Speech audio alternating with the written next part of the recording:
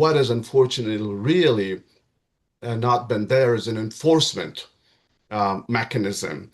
Now, with NATO gone from Afghanistan, while still maintaining presence one way or the other and continuing to balance against adversaries and rivals in the region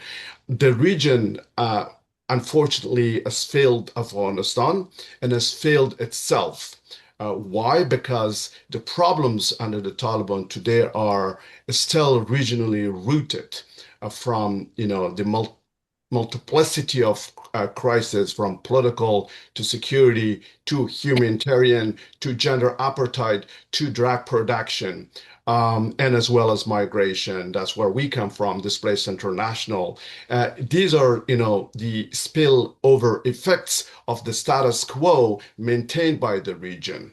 While the region has bilaterally dealt with Afghanistan, be it before 2021 with the Islamic Republic or post 2021, they have not really converged together, despite, of course, declarations of commitment and good neighborly relations with either before or after 2021. They've done nothing, together to help advance sustainable peace in Afghanistan through, of course, inclusion and legitimacy on the one hand, and as well as connectivity, which Ambassador also pointed out, that Afghanistan, with a legitimate, inclusive government that is going to stabilize, which is now the lack of a structural problem contributing to the sex or class crisis that I mentioned, is the problem, that this Afghanistan at the heart of the region, connecting South Asia and Central Asia, would benefit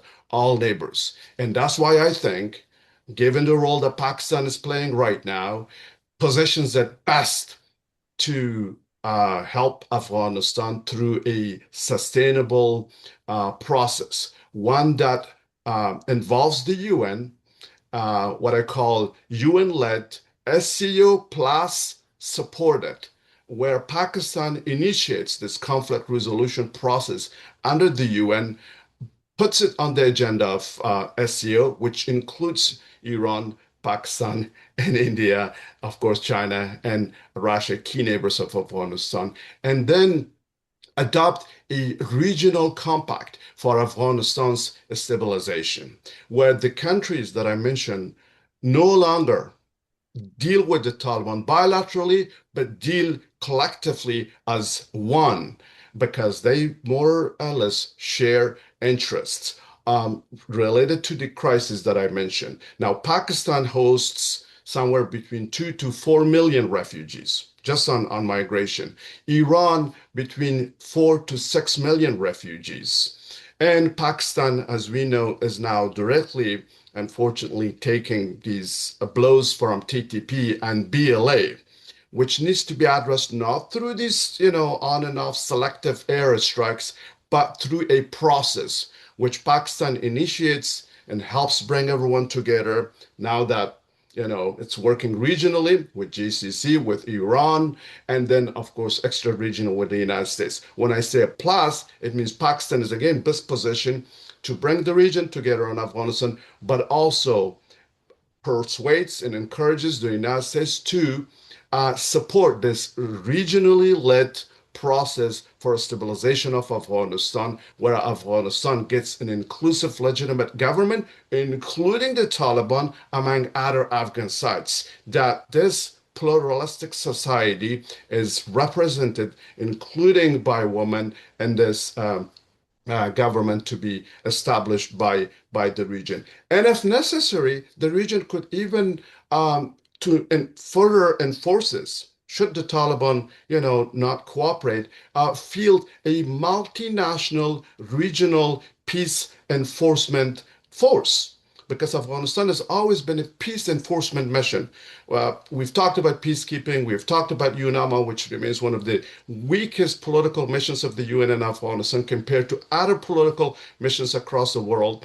We don't have time to discuss those, but is an opportunity for Pakistan to politically engage, regionally engage, and also through the UN, of course, since it's going to be led by the UN, given legitimacy and institutional memory, also under the UN, field a SCO, so to speak, led multinational force to enforce peace in Afghanistan through formation of an inclusive, legitimate government consistent with the United Nations Charter on the one hand, and as well as the objectives, the provisions of multiple declarations and agreements bilaterally signed, multilaterally signed at the regional level, and as well as internationally signed. And there, of course, we've signed with the United States under the Islamic Republic a strategic partnership agreement, some of whose provisions remain relevant, consistent with, of course, U.S. security concerns and Afghanistan, bilateral security agreement, and so on and so forth. So the frameworks are there, the agreements are there, the declarations are there, the challenges that I mentioned foremost affecting the region are there with global implications. Just remember, under the Taliban, you have ETIM or the Uyghur terrorist network operating in Afghanistan. As much as, of course, they have removed them from areas of concern to China, but they're there. The Taliban have not eliminated them or dismantled or handed them over to China. So China's concerned, so is Russia, so is Iran foremost because of water, the disputes that is ongoing or potentially, there, especially since the province of Sistan could go dry and millions of Iranians could literally be forcibly displaced because of this environmental issue if the Taliban somehow turned that tap, especially the water from Helmand River on Iran. So that's why a regional compact then would bring all these connectivity issues into the design such that they're conditionally enforced and reciprocated and verified and co-monitored by the region, that for non-interference and non-use of Afghanistan for terrorism, and as well as formation of an inclusive government that is legitimate, that is supported by the region. In return for that, the region would benefit from what? Water, energy.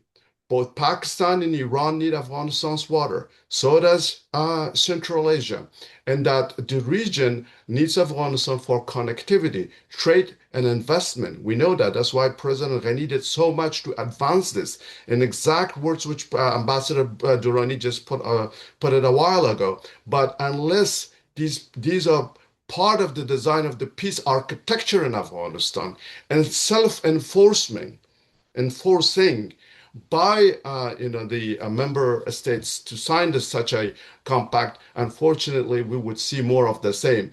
The region talking about it, the region bilaterally engaging with the Taliban or any other entity, but not necessarily collectively enforcing it in a way that is win. A win for the Afghan people, a win for the region, and a win for global peace and security. And that's where I stop it, and I'll take questions later on. Thank you so much.